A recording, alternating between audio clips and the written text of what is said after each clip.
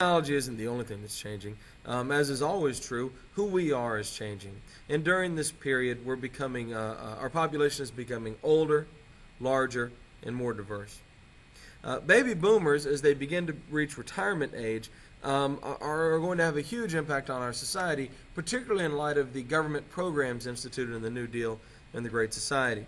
The median age of the country in 1996 was 34 years old. In 2009, it was 36 years old, and it's going to be 39 years old by 2035.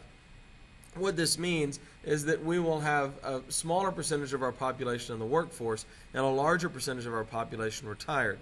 And of course, retirees, as of now, are entitled to Social Security and Medicare, which cost money.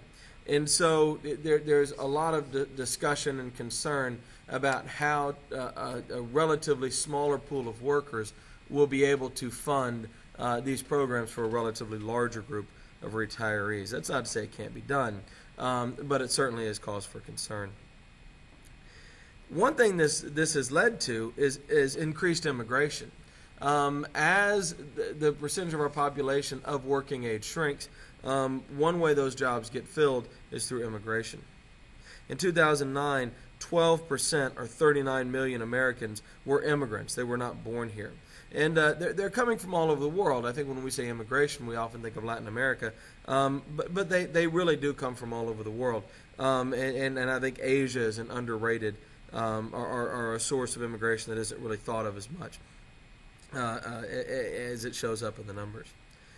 One result of this is that America is becoming less white. In 1965, America was 90% white. In 2008, America was only 80% white, and in reality, 15% of that 80% is Hispanic, who we consider to be white. And this is a trend that only shows signs of accelerating. And if you think back through the racial strife and that's the impact that has had on politics, this is a major development. And one thing it means is that the Republican Party, as it's constituted now, is in a whole lot of trouble if they want to keep winning elections, because they just haven't done a very good job of appealing to non-white voters. So about African Americans in the post-civil rights era. Some prospered due to the opportunity opened by the civil rights movement. There is absolutely no doubt, and it cannot be argued, that there are more African Americans moving into the middle class and even the upper class than there ever have been in American history. But those numbers still aren't commensurate. They still don't match up with their percentage of the population. And others suffered, particularly through the bad economies of the 80s and the 2000s, and the 70s for that matter. And as we have backed away from government assistance over the last decade and a half, or really, I guess, 3 decades, many African Americans have found themselves stuck in the underclass. Now, it is true that over half of African Americans are now considered to be middle class or upper class, and so that's great progress. But it's also true that for the same work and the same level of experience, a white worker makes more on average than a black worker. African Americans also live in predominantly black neighborhoods. If you're black, there's a good chance that the majority of people in your neighborhood are black, even though the country is only about 11 or 12% black. Fewer blacks graduate high school as a percentage, but interestingly enough, the same percentage of African Americans attend college as do whites, although a smaller percent actually graduate. About 17% of African Americans who start college finish, and about 29% of whites who start college finish, which aren't very good rates for either one, quite honestly. Many African Americans abandoned the decaying inner city. Remember, as whites were moving out in the 60s and 70s, African Americans were moving in. But we do still have large African American neighborhoods in the inner city, and these are much more likely to live in poverty and struggle than African Americans who got out of the city. Less than half of inner city African Americans graduate high school, which is a very, very dismal number. Over the last decade, we've seen inner city African American neighborhoods see unemployment rates as high as 60%. In 1960, and another trend is the breaking up of families generally, but particularly the African American family. In 1960, 7 out of 10 black kids lived with both parents. In 1970, that was 6 out of 10. In 2009, only 35%, or 3.5 out of 10, black kids lived with both parents. That number is 77% for whites. And so one of the trends in the black community is women as the head of households and broken families. There's lots of issues that African Americans face going forward. The end of affirmative action is one. Cuts in welfare and government assistance, particularly for those living in the inner city who tend to face high unemployment. The loss of unskilled jobs, which had been become a major employer of African American workers. White businesses leaving black neighborhoods, particularly in the downtowns. There's a great movie about this called Do the Right Thing. If you've never seen it, you should check it out. And another thing is government cuts that have led to lack of transportation between where the black folks live and where the jobs are, and so sometimes it can simply be difficult to get there. And finally, failing schools in inner city neighborhoods. When we talk about a crisis in American schools, that crisis is overwhelmingly taking place in inner city urban neighborhoods. A couple of modern plagues. The first is drugs. In the early 1980s, drug use spiked. It was as high as it had ever been. And particularly alarming was a new form of cocaine called crack, which was cocaine that could be smoked.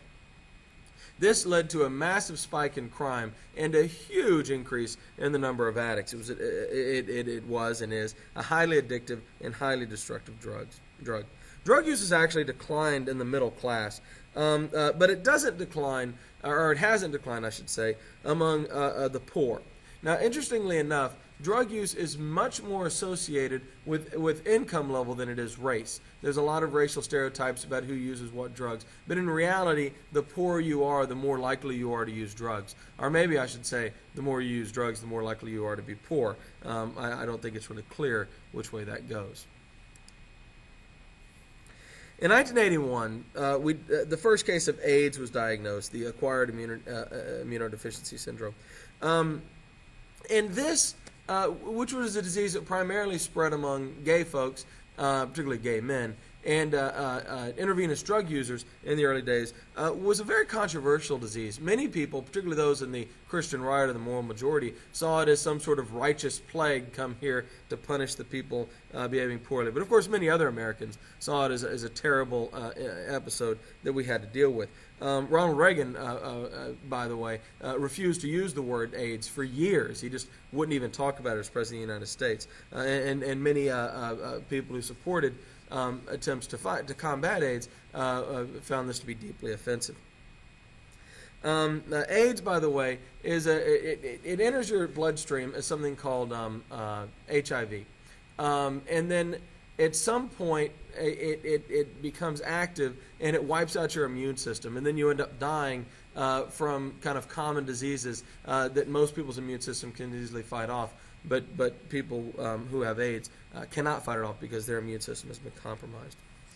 But eventually it does begin to spread to the straight community. There was the high-profile case of Ryan White, who contracted AIDS through a blood transfusion. And so this idea that, it's just punishing people who make bad choices, that idea began to erode. The idea of AIDS is some sort of biblical plague or something further eroded when popular and apparently non-gay people began to contract the disease, like Magic Johnson, who, by the way, has been remarkably healthy while living with AIDS. By 2008, more than 1 million Americans are living with AIDS, and 33 million people worldwide.